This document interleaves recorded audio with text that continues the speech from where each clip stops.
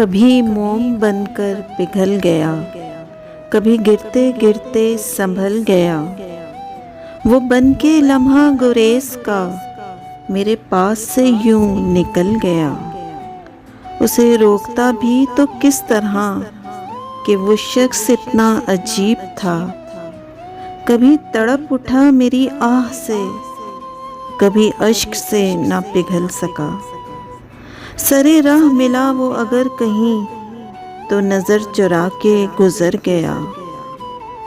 वो उतर गया मेरी आँख से, मेरे दिल से वो क्यों ना उतर सका। वो चला गया जहाँ छोड़ के, मैं वहाँ से फिर ना पलट सका।